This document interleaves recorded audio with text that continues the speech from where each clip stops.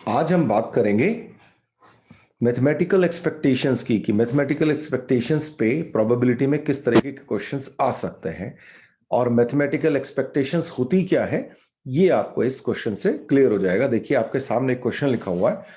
To players A and B of equal skills are playing a game.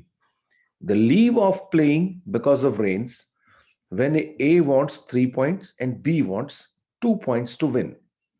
If the prize money is rupees 16,000, how can the referee divide the money in a fair way?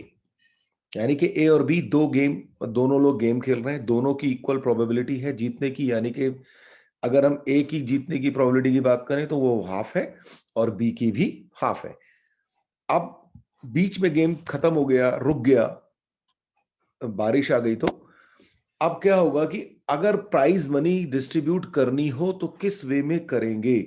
तो इसके लिए हम एक काम करते हैं, सबसे पहले ना हम ए के जीतने की प्रोबेबिलिटी निकाल लेते हैं कि भाई अगर मान लीजिए गेम कंटिन्यू हुआ होता तो ए कैसे जीत सकता था। अब सोचिए कि अगर मान लीजिए गेम कंटिन्यू हो रहा होता तो ए क्या कर रहा होता भाई। लेट्स से 3 बार गेम होता तो तीनों में और ए ही लगातार जीत जाता तो उसको 3 पॉइंट मिल जाते। ठीक, तो ए जो है या तो एस एस एस लगातार 3 गेम में जीत जाता तो उसको 3 पॉइंट मिलते, और बी हार रहा होता तो ए जीत जाता। ठीक, फिर अब हम निकाल गए ना, मैं आपको लिख भी देता हूं एक बार। Probability of a winning, right. तो लगातार 3 गेम हुए, मान लीजिए बारिश नहीं हुई, फिर गेम चल रहा था तो 3 गेम हुए, तीनों पॉइंट्स ए ने जीते, वो जीत गया। दूसरी बार वो गेम लेट्स से 4 बार होता तो 4 बार में से 3 बार में ए जीतता और 1 बार में ए हार जाता, यानी कि बी जीता। अच्छा, 5 बार की बात करें तो 5 बार तो गेम चल नहीं सकता था, क्योंकि 5 बार में 3 बार अगर ए जीत जाता या तो तब गेम खत्म हो जाता, या फिर बी जीत जाता 2 बार में तो गेम खत्म हो जाता। तो इसलिए 5 बार तो गेम होगा नहीं, या तो गेम 3 बार होगा या 4 बार होगा। अब चौथी बार में हम क्या देख सकते हैं, चौथी बार में भी गेम कब खत्म होगा कि जब फोर्थ वाला ही ए ने जीता, है ना, क्योंकि नहीं तो पहले में ही 3 जीत जाता तो फिर तो वैसे ही खत्म हो जाता। तो अब आप देखिए, चौथी बार में तो ए को ही जीतना है, ठीक है, ये तो यहां पे है ही, और इसको मैं एस बोलूंगा, और जो बी के इसको हारने का यानी कि बी के जीतने को मैं एफ लिख दूंगा। ठीक है, तो पहली बार में क्या हो सकता था कि भाई दो पहले गेम हुए तो उसमें ए जीता और इसमें एक में हार गया। ठीक है, तो और चौथे में तो ऑब्वियसली इसको जीतना, मैं यहीं पे पास में लिख रहा हूं।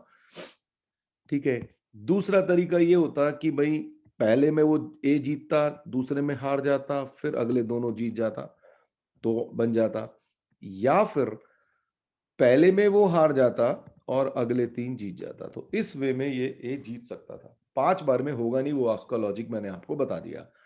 तो इन चारों की प्रोबेबिलिटी जो है हम लिख सकते हैं। तो इन चारों की प्रोबेबिलिटी, क्योंकि सक्सेस ऑफ ए की क्या है, हाफ है, वो तो बात होगी क्योंकि इक्वल स्किल्स हैं, और उसके हारने की प्रोबेबिलिटी भी हाफ ही है भाई।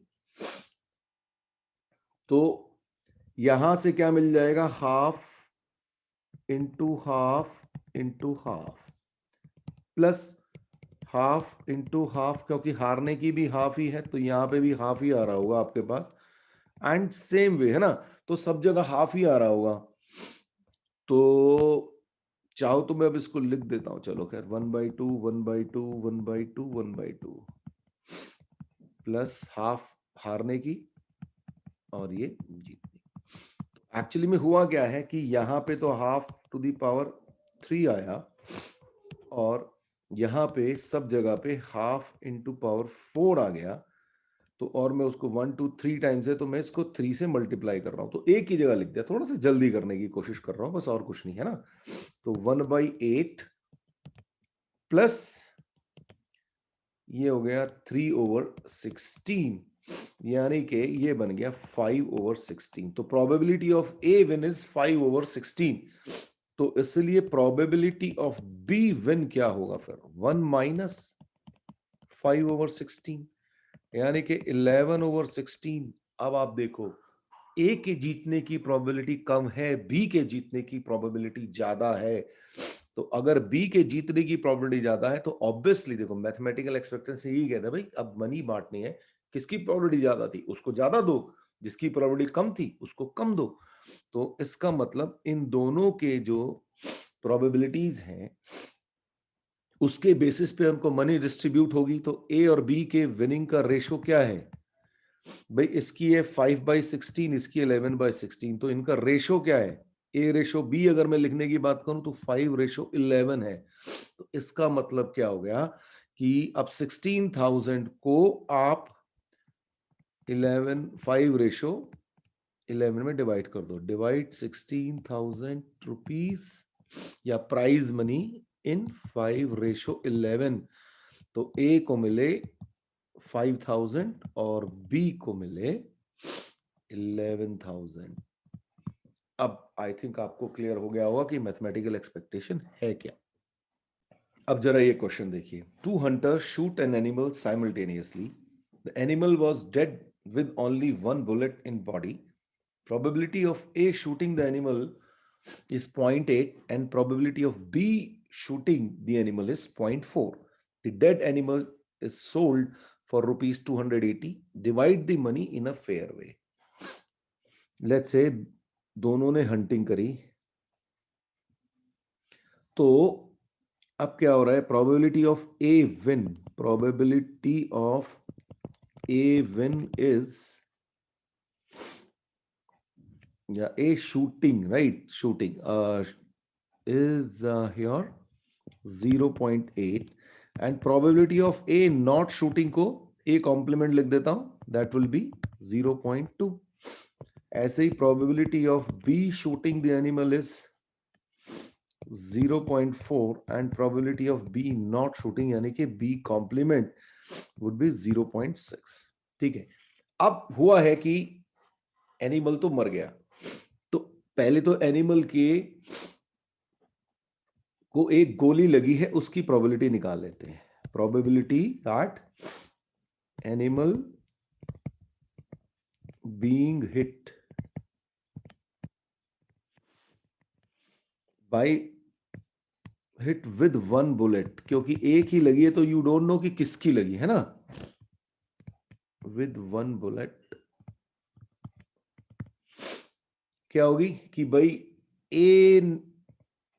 ए ने हिट किया और बी फेल्ड, ठीक है, ऐसे मान लेते हैं, या फिर ए फेल्ड और बी की हिट हुई, ठीक है। अब ए हिट किया तो ये उसकी प्रोबेबिलिटी है 0.8, बी फेल्ड किया तो उसकी प्रोबेबिलिटी है 0.6, प्लस ए फेल्ड उसकी प्रोबेबिलिटी है 0.2 एंड बी हिट इसकी प्रोबेबिलिटी है 0.4। तो ये हो गया 0.48 प्लस 0.08 इज इक्वल टू 0.56। तो 0.56 प्रोबेबिलिटी है कि भाई ये जो एनिमल है ये हिट हुआ है, और वो भी वन बुलेट से हिट हुआ है, चाहे ए की चाहे बी की। अब हमें निकालना क्या है कि हम, क्योंकि हमें उसको मनी उनके फेवर में डिवाइड करनी है, तो जैसे कि पिछले क्वेश्चन में देखा था, तो हम क्या करें, पहले तो इस चीज की प्रोबेबिलिटी निकाल लें कि ए की गोली से मरा है, given that animal is dead, right. तो probability of a hit given that animal is hit, animal is hit, तो ये तो हमारे पास हो ही गया। तो क्या होगा, एनिमल हिट हुआ है बाय ए, तो उसकी प्रोबेबिलिटी है 0.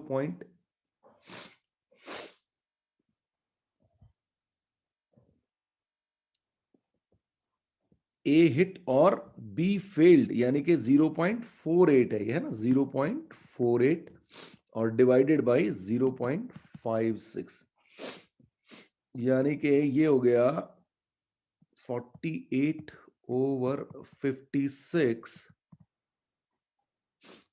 और ये हो गया आपका 8 से डिवाइड करने तो 6/7। तो ये हमारी probability of a hit when animal is hit, and probability अगर बी हिट किया है, probability of be hit when animal is hit, तो क्या हो जाएगा, वो तो 1 माइनस 6/7 हो जाएगा, यानी कि 1/7। तो यानी कि ए की प्रोबेबिलिटी ऑफ कोर्स ज्यादा है उसको हिट करने की बी के कंपैरिजन में, तो ए और इन दोनों का रेशो कितना हो जाएगा, 1 रेशो सॉरी 6:1 हो जाएगा। और 6:1 में जब मैं इस पैसे को यानी कि ₹280 को डिवाइड करूंगा तो मेरे पास आ जाएगा 240 और 40 रुपीज। ये चीज, इस तरीके से आपके पास मैथमेटिकल एक्सपेक्टेशंस के क्वेश्चंस आ सकते हैं।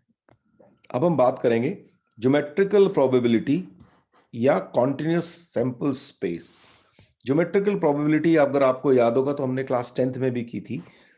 होता क्या था कि अगर मान लीजिए आपको इस तरीके से दिया हुआ है कि सैंपल स्पेस, फॉर एग्जाम्पल वहां पे भी हमने 10th में भी इस तरह का क्वेश्चन किया था कि एक बहुत बड़ा सा जंगल है और लेट्स से रेक्टेंगुलर एक जंगल है आपके पास, और उसके अंदर एक लेट्स से एक लेक है सर्कुलर।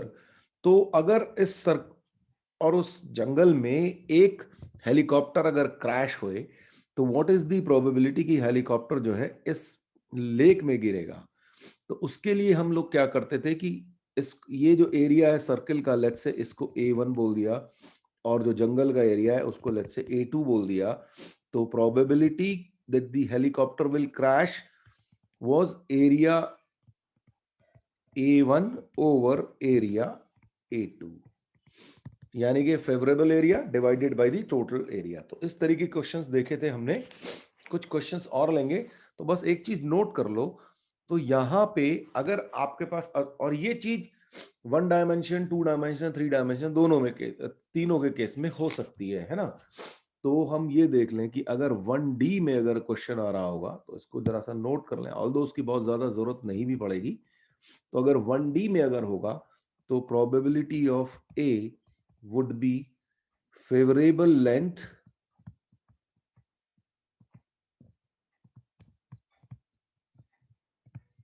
over total length। ठीक है, ये हो जाएगा 2D में। अब आप समझ ही गए होगे कि प्रोबेबिलिटी ऑफ ए होगा तो फेवरेबल एरिया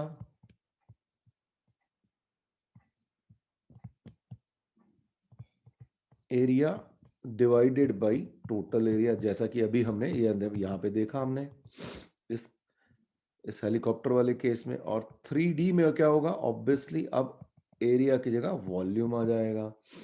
फेवरेबल वॉल्यूम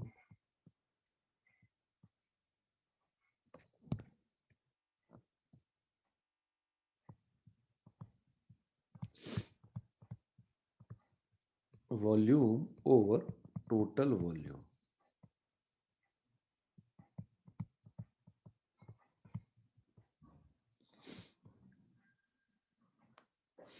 तो ये चीज बस थोड़ा सा ध्यान रखिएगा, बाकी अभी क्वेश्चंस देखते हैं तो आपको क्लियर हो जाएगा। फॉर एग्जांपल ये क्वेश्चन है आपके पास, a circle of radius a is inscribed in a square of side 2a, find the probability that a point chosen at random inside this square but outside this circle। इसको जरा सा देखिए। तो इस case में क्या होगा, लेट्स से ये स्क्वायर का जो साइड है वो आपको 2a दे रखा है और इस सर्किल की रेडियस a दे रखी है, तो ऑब्वियसली सर्किल का डायमीटर भी 2a हो जाएगा। तो कुछ इस तरीके का आपका फिगर बनेगा। और आपसे ये कह रहा है कि भाई अगर एक पॉइंट चूज किया गया तो वो इनसाइड द स्क्वायर हो बट आउटसाइड दिस सर्कल हो, यानी कि ये कहीं यहां इस शेडेड एरिया में कहीं ये होना चाहिए। तो इसका मतलब ये हो गया कि हमें जो फेवरेबल एरिया होगा, है ना, पहले तो हम area of the shaded part निकाल लेते हैं।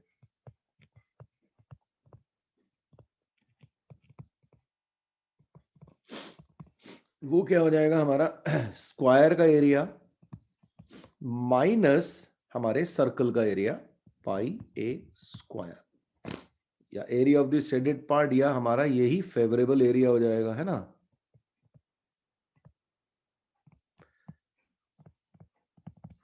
तो और total area is area of the square, that is 4a square. So required probability हो गई हमारी favourable area divided by total area, या हम इसको और सिंप्लीफाई करना चाहें तो 1 माइनस पाई बाई 4 हमारा आंसर आ जाएगा। तो बिल्कुल सिंपल होता है, ये सबसे ज्यादा आसान होता है। मैंने 10th में बोला था कि भाई अगर ज्योमेट्रिकल प्रॉपर्टी मिल जाए तो आपके मजे आ गए, समझ लो। तो चलिए एक क्वेश्चन और देखते हैं। A point is selected at random inside a circle. Find the probability that the point is closer to the circumference of the circle than to its center. तो इस क्वेश्चन के लिए हम क्या करें, दो सर्कल बना लेते हैं।